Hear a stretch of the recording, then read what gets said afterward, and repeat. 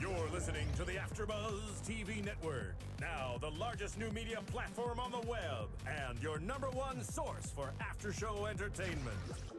Very good, Keith Johnson.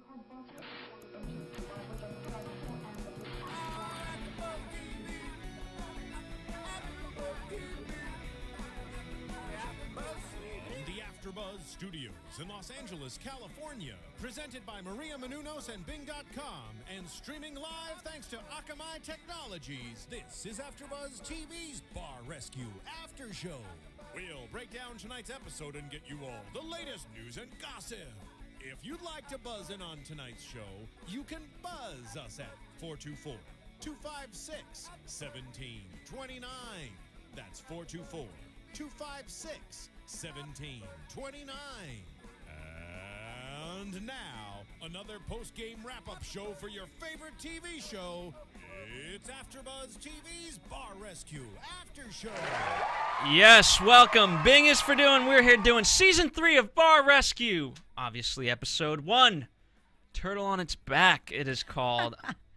I am, for those of you joining us from the past seasons, I am Phil Svitek. You guys might remember me. Someone who you will not remember because she was not there. Krisily Kennedy, ladies and gentlemen. Say hi. What's up, guys? We're excited to bring you this season of Bar Rescue. We have more episodes than we've ever had. And unfortunately, no guests tonight, but we will be booking many, many guests for you in the coming weeks. John was a great guest last season, and he lined up a lot of guests for us, and we're hoping to do that again this season for you.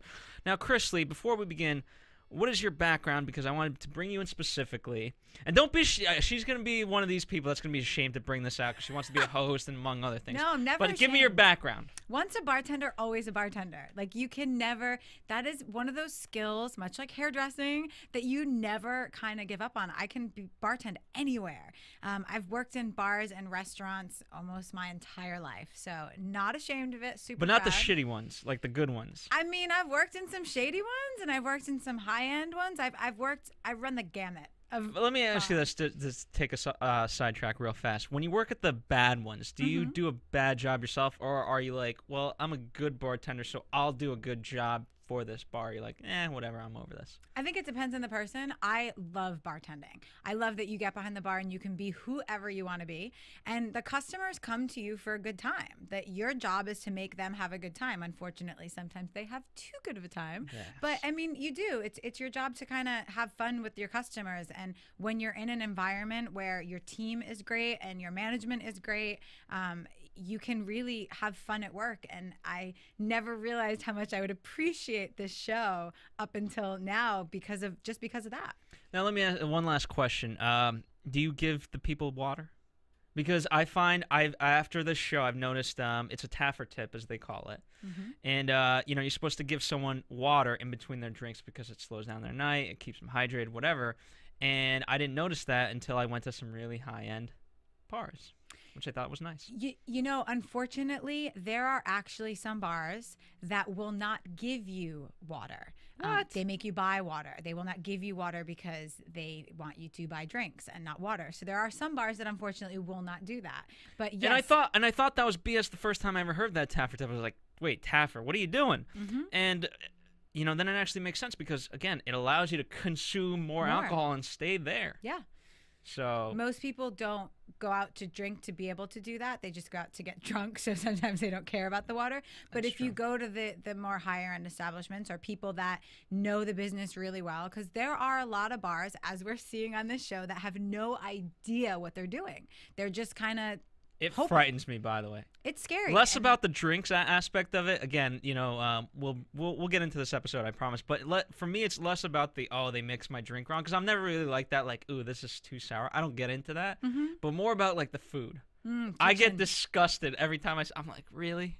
Really? Yeah. This is what I'm eating? Yeah. And I choose to eat it and I really don't care? Kitchens are such a scary place, and I love that they do both the bar and the kitchens on the show because people don't realize where they're going and what the kitchen is like. And I have unfortunately worked for a short time in a restaurant right here in Hollywood that we were closed down because our kitchen was so bad and the roaches and the dirtiness. And it was a high-end restaurant. So people need to pay more attention. John Taffer needs to get to more bars. That's right.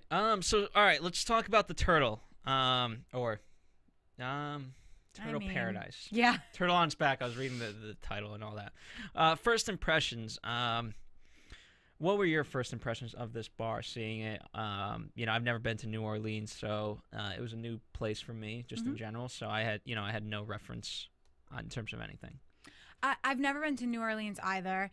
My first impression is that people go to New Orleans to party. It's Bourbon Street. It is bar after bar after bar after bar. And there was nothing about this bar that made me want to go in from first impression of the show. Just kind of the camera angles and the way they shot it. It was just like, okay, it's another bar. Like there was nothing about it that looked special to me. And I feel like for Bourbon Street, if I'm going to visit there, I'm not going into the boring bar. I'm going into the bar that looks like fun, that makes me want to go in. And I didn't get that from this.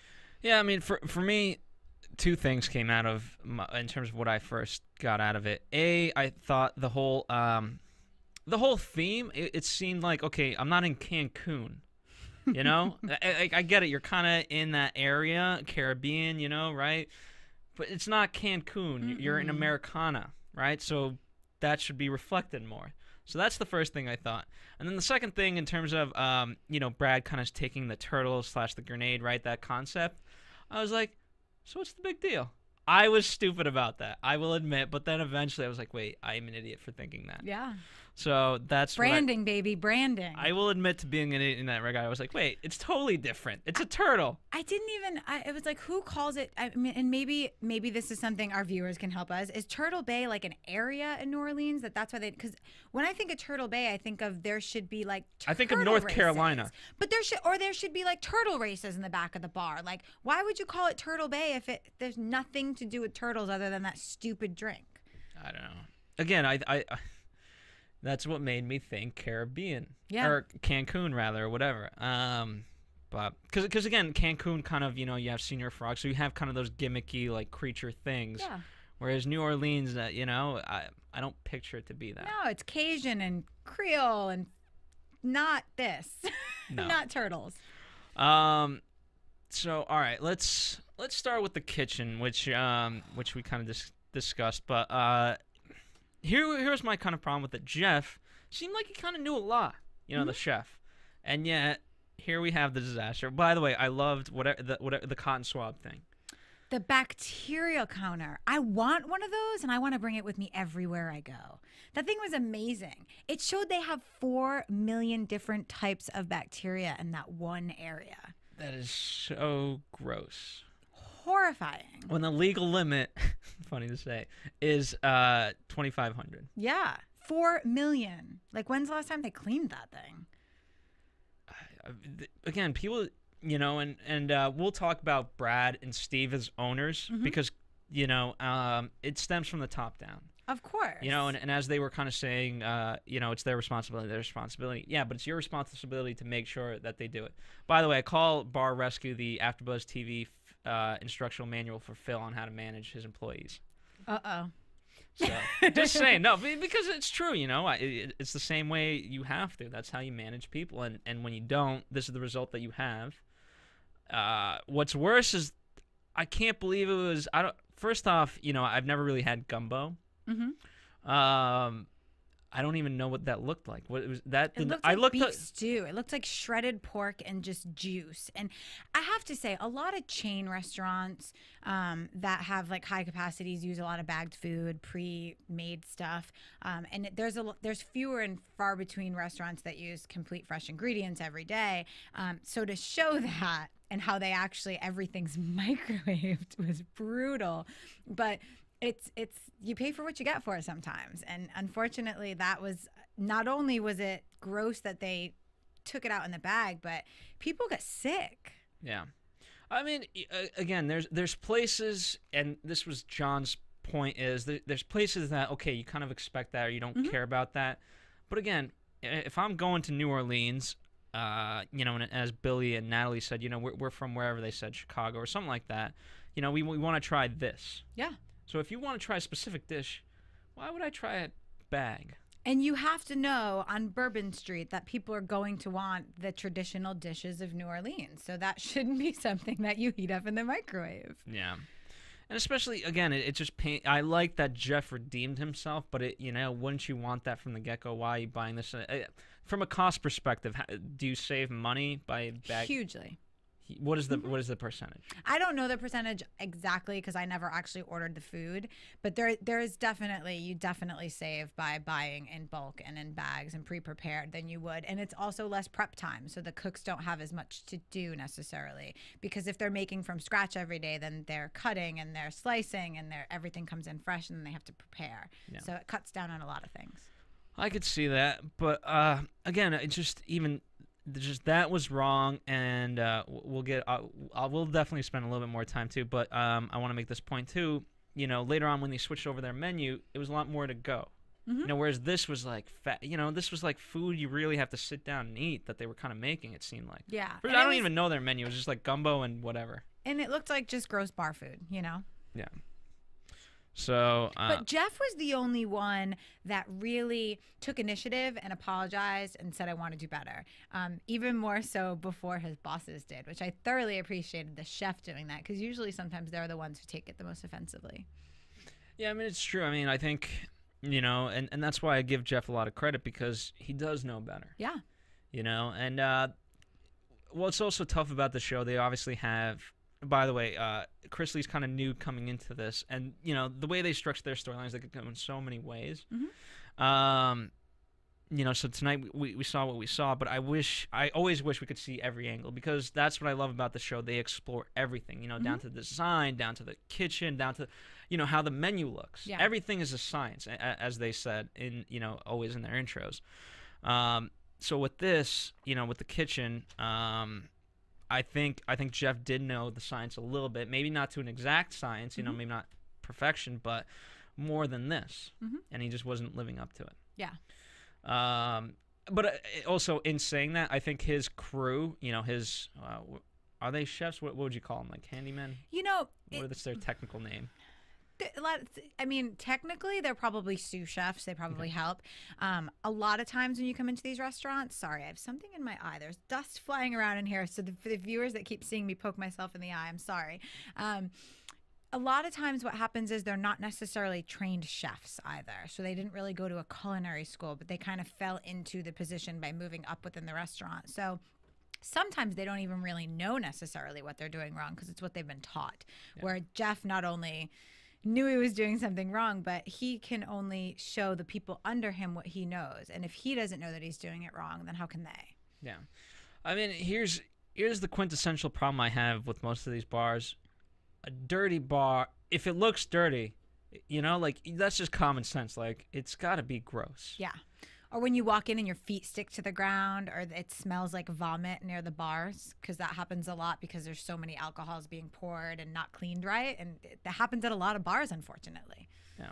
It's gross. Wow. Well, I did like our boy Ron Duprat coming in. Yeah. I like, first off, I respect them, the fact that they had to subtitle everything for him, but I didn't need it, but I thought it was funny, but I loved his energy. His energy was fantastic. He was fun, and poor guy got sick.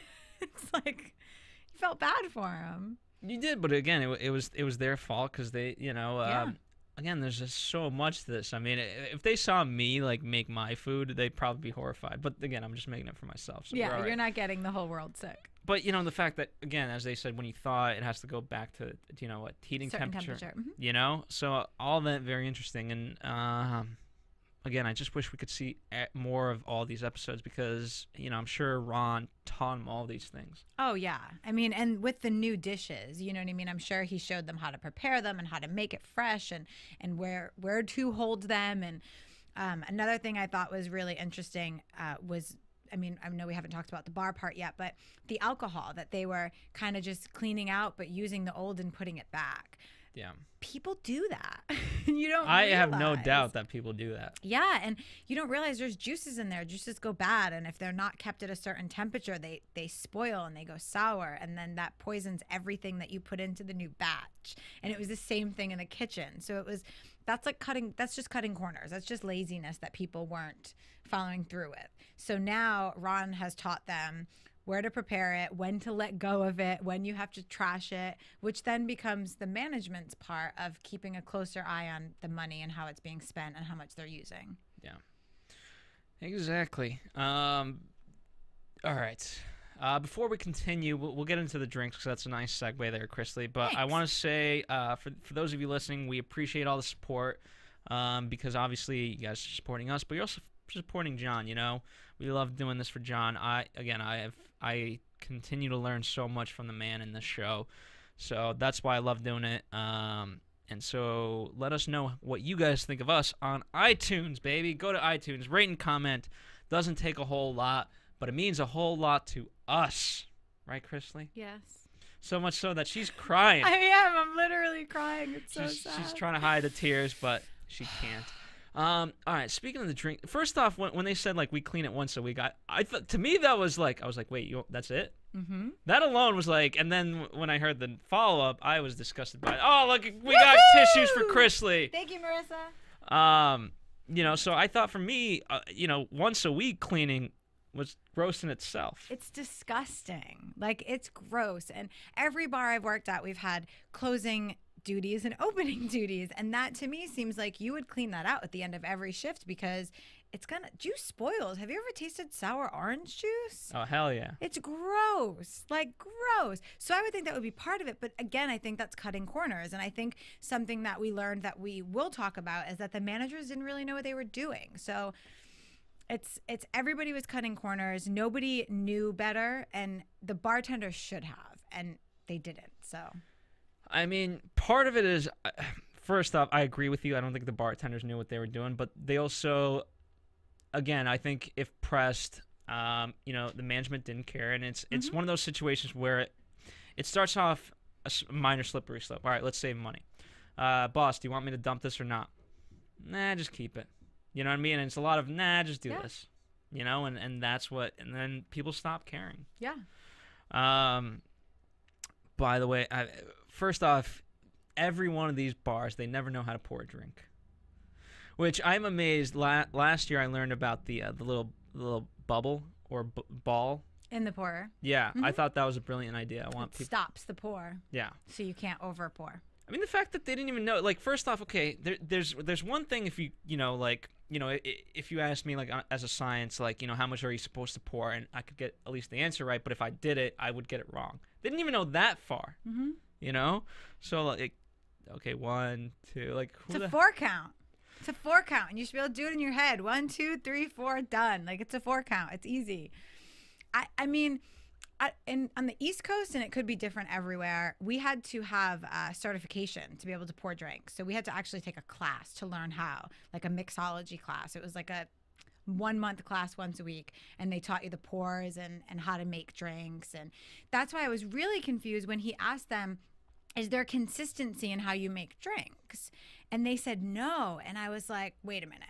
That happens a lot, by the way. Which I don't understand. It's like, they don't make Long Island iced teas different in Georgia than they do in New York. Like, it's the same ingredients, it's the same measurement. So how is there not a consistency in the drink? Because honestly, you know, these types of bars that are going out of business, again, you work at more of the legitimate places.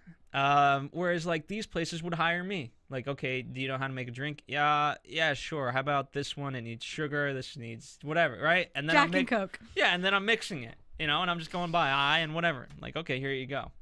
Yeah. You know? But let's go back real fast back to the chef, right? You know, they asked the owner, have you ever tasted this food? No, not really. Again, so they've never really tasted the drinks either. So how are they supposed to know if it's bad or not? Right. You know? You don't know until you... So it's just an absentee owner. The last bar I worked at, they used to come once a month, and you would have to do a pour test to see if you were over or under pouring to make sure that all the drinks were consistent. So Yeah, John Taffer would be proud of that. He would. He and would. that's how you're supposed to do it, Yeah. you know? And again, kind of as, you know, I'm sure there's new drinks coming out every day or whatever. And so, like, hey, you know what? Let's up the menu. We're going to try this new drink for a month, whatever. Let's give it a whirl. You guys know how to do it. But just, again, no one, honestly, like, that bar would have hired me. I guarantee. Do you know how to pour? Yeah, Sure I know will how they. to do the thing. Yeah, Yeah. sure. Vodka soda. That's it. You know, what do you want? It's true. Whiskey sour, got it. You know? And by the way, you know, a lot of these people get exposed. Let's talk about Lexi, right? You know, she's kind of everyone's favorite girl. Why? Because she looks good.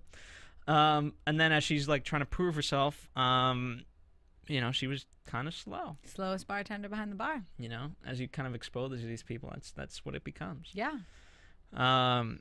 And so, again, it kind of it makes everyone realize I'm not where I thought I was. Right. You know? And you talked about how you think John is very mean. It's so funny. I'm pretty sure that I've met John Taffer a time or two, and that he is very close friends Well, with he taught you well. the bar owner from the East Coast that I worked at for several years. That was built on our regulars, and our bar was run very much. John Taffer would be proud.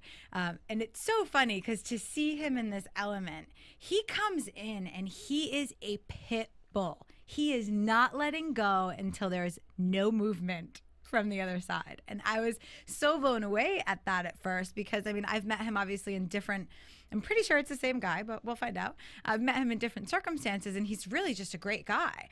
And watching the show, he's so aggressive and abrasive at the beginning. Well, let's talk about that for a moment, because my favorite moment was, you know, who are you, some TV barman, Steve says to him.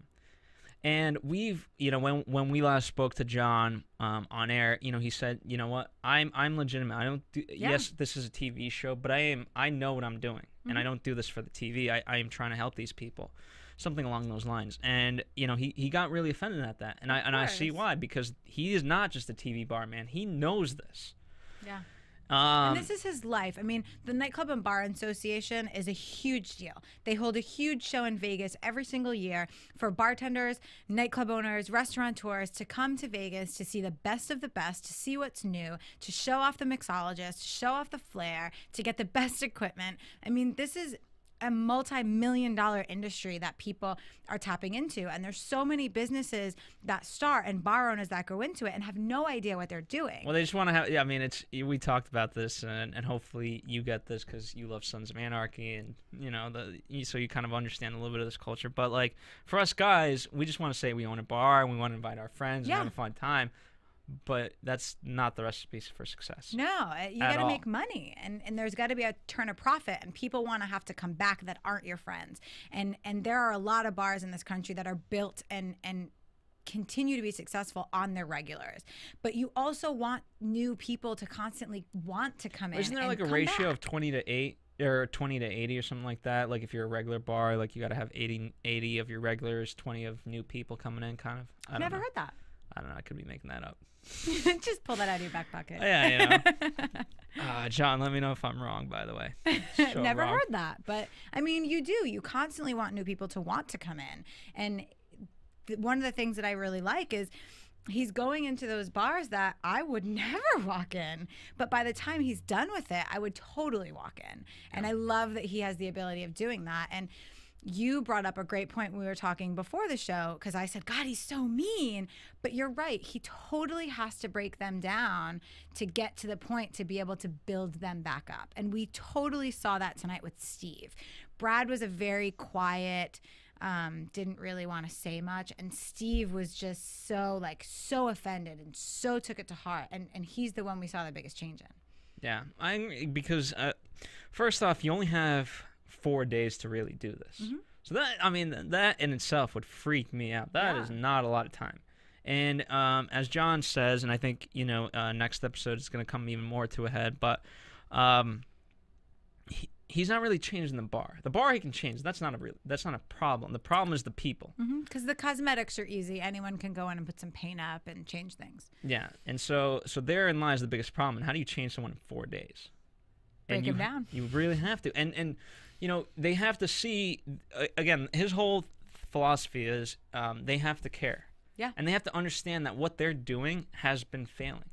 You know, like, and he did actually go hard at Brad in the beginning of like, okay, so you know, they paid you for your business, and then you try to steal that business. That doesn't make sense. Right.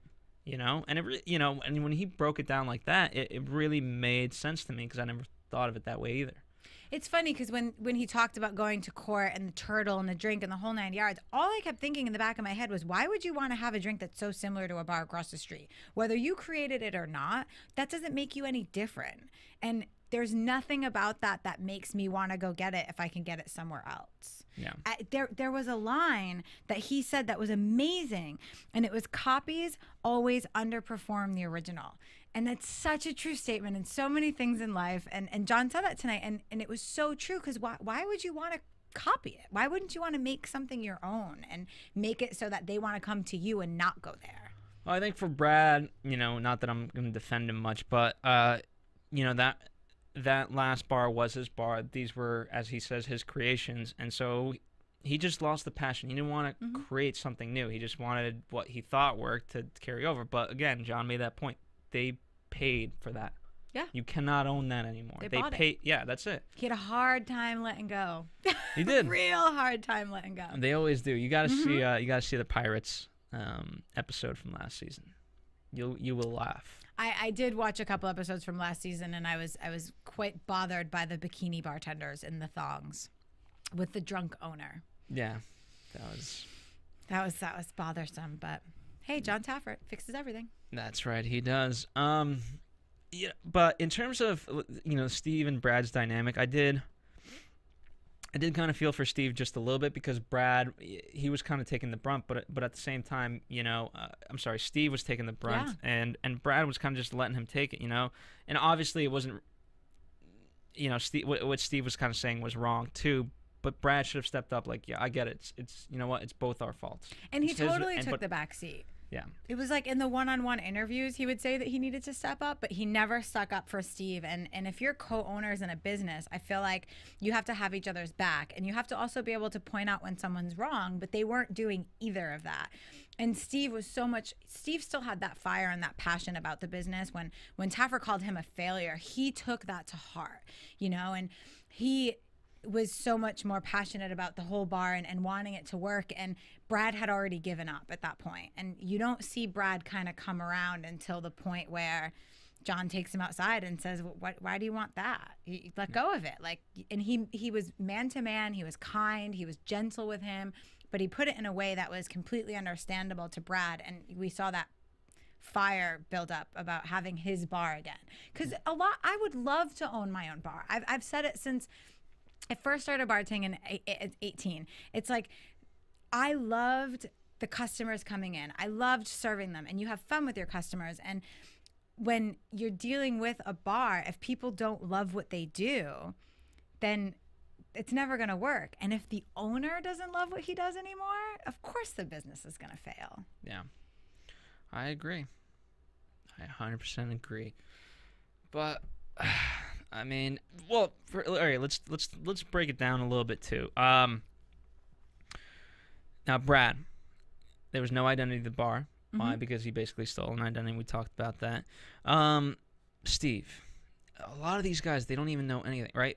Beverage cost. You know, and again, I'm not a bar owner. I'm not planning on getting into it. I didn't know what a beverage cost was either, but you're supposed to. Yeah. You know, this is what you're supposed to track. This is what you're supposed to know on a daily basis. And not even just as a bar manager, you're co-owner. Like, you should know your cost and how much you're making. Like, you should know that. You should know those numbers. You should know every shift that you're open, what it cost you to be open, and what you made. Like, that's just simple business. There's you know, last year there was a bar that was pretty much open 7 days a week, paying its employees, when actually it made more sense to just be open 3 days. Yep. All the employees made more money and worked less. Yeah. You know, they were, you know, high volume in those hours. Yeah. Rather than just like one customer for the whole thing. But people get greedy, and they think the more hours they're open, the more money they make. And what they don't realize is it's actually costing them more money to stay open those hours. Yeah. And so again, I'm not saying that was the case with this, but you gotta be able to figure that stuff out. Absolutely. You know, and I get upset when bars are sometimes not open till like 6 or whatever, but there's a reason why. If they're smart. And John talked about price point of drinks as well, and what it's costing, and you know, your price point, obviously you want to make money, but you don't want it to be so far off from the rest of the people, especially on a street like Bourbon Street when all the bars are so close to each other. You don't want them to be super off from the rest of the bars either, because then that just affects your business as well. And I liked that he talked about price point a little bit, because that's, I mean, we live in LA, so we know the price point here is just super inflated, but in the real world, it's not so much like that, you know, and that's, price point's important. It certainly is. And all right, let's kind of get into the revitalization, as we can call it. Oh, well, last thing about drinks, which I know you had wanted to mention, I found really cool, was the labels. So important. I guess my thought process on seeing him address the labels is when you pour, and you pour a call liquor, which is anything that has a name, Jack Daniels, Johnny Walker, Crown, you always put the label out so the customer can see what you're pouring and that you're pouring what they ordered. When they don't order what we call a call liquor, it's called a well liquor, and it's usually the cheap stuff that's called like schmacka, like it's got weird Captain names. Jork. It's like all weird names, and when you're pouring that, you always want the label to be facing you so they don't necessarily see what you're pouring. And it's not that you're trying to pull a trick on them. If they order a well drink, they know they're getting well alcohol. The costs go up by tier. So I thought that was great that he showed that, but then I also was like, wait, why don't they know this? Like, why as a bartender do you not know that when somebody orders Belvedere, you should show them the Belvedere label, but when they order well, you shouldn't? I was a little thrown off by that. Yeah. But great thing to show, and for future bartenders out there, now they know. And then also, you know, whenever you get bottle service, because, you know, there was an episode a while ago about bottle service, you know, that's part, I didn't realize this then, but it's, you know, they always show that people like, hey, here's your bottle. Mm-hmm. You know, and they always make sure, they always give you like the full thing. And I never really understood it, but it makes sense to me. Like when you order bottle service, when it's like $400 plus, yeah, you want to make sure you get to see the bottle. Of course. You know, it's full, it's got everything. Some bars won't let you actually unwrap the bottle and put the pour in until you get to the table, which I think is great. I think that you shouldn't be able to do that. Some bars, it's just too busy and they choose not to. But bottle service, yeah, you should definitely see the bottle before they start pouring. Yeah, definitely. I think this is a great show for bartenders and business owners that own bars and restaurants to watch. Oh, it is, absolutely. I feel like so many people are not passionate about their work when they're bartenders and work in nightclubs. And I don't know if maybe I'm jaded because I live here now, because at home it was a lot different. But I feel like this is one of those shows that you watch and you have to love what you do and you have to be passionate about it, because then you look like this and you're watching this show and you're like, oh my God, what are they doing? But if you're not caring anymore, that's what you look like. So I think everyone that works in a bar or restaurant should have to watch this. I think it should be mandatory. Like the meeting a week should be the show. Look at that. Done. John Taffer, mandate for you, Calling brother. him up, making it happen. We'll make the Bar Association get behind this. That's right. But I do believe it. And you know what? I watch it. You know, I ultimately enjoy the bars, but, you know, it's still, from a business perspective, it teaches me a lot. Yeah, absolutely. So let's get to the renovation. I certainly didn't see this coming in terms of his little theme of spirits on bourbon, all. which I thought was a really cool touch, right? You know, having an identity. Again, I don't know the bars on that street, but, you know, to think of a historic character and tie that in. He obviously researched the building, which the owners that didn't do. Yeah, they're like, wait, what? Who? It was really, really cool. And the barber chair. Guys, if you work at a bar, you know this already. Gimmicks sell. If you don't work at a bar, you're now learning what you've become kind of a victim of. Gimmicks sell. Every bar I've ever worked in has had some sort of gimmick, whether it's a shot girl, whether it's a girl hanging from the ceiling pouring shots, whether it's a bartender on the bar pouring shots. That sells because people think it's new and different and fun. That barber chair was brilliant. Not only was it just really cool to look at because it was old school and reminiscent of this guy that supposedly lived in the house, but you lay down and you take a shot in the chair, and once one person does it, everybody wants to do it. That was brilliant. Like, that was my favorite part of the episode. Favorite. And it goes with his point of, speeding this up. Everything has to be fast, right? So you sit down in the chair, you take a shot, and you can go. That's it. They said that chair gave an extra $3,300 in revenue. That's huge. On shots. Figure a shot's got to be at the most on Bourbon Street, $8. I mean, that's a lot of money. That is. It really is. And I love the whole switch of the the to-go bar. Mm-hmm. That was brilliant. And by the way, right, John was very enthusiastic when Brad was like, I want great. Everything's got to be great. That damn pitcher, whatever the hell you call it, that was fantastic. That blew it out of the water. Anything that lights up, I will buy. I just did it. I went to Disney and there was an Ariel straw that lit up, and I spent like $13 on it because it lit up and it was cool because I saw a little kid with it. So I mean, anything that lights up and is colorful and fun, people are gonna buy. Well, all right, with the hand grenade and damn turtle, right? It's plastic. I would throw that out after use. You're not gonna throw this out. I'm not throwing it out. Like that thing is giant. Like that's got personality. I know, John Taffer. We want one of those. I want one for AfterBuzz. I know. And it's whatever form. I don't want to steal an identity. No, I don't want to be the copy. We're gonna get some light up cups for. Speaking of that, we have some merchandise available to you. A lot of you have been asking about AfterBuzz T-shirts, mugs, anything like that. Hey, got an iPad? Got a computer? Get a cover for it. Go to AfterBuzzTV.com. Click on the banner that says merchandise or something like that, and shop away. We've got onesies for you, right? Mm-hmm. Cups, everything. She keeps going back to the cups. I guess she's thirsty for alcohol or something. I don't know. But I'm gonna find us some light up cups. I mean, those again. That was brilliant. And again, to come up with that in 4 days, everything, every detail. John also has a lot at his fingertips. Like he does, with the Nightclub and Bar Association. They have what. I don't know if you've ever gone, which I'm assuming you probably haven't.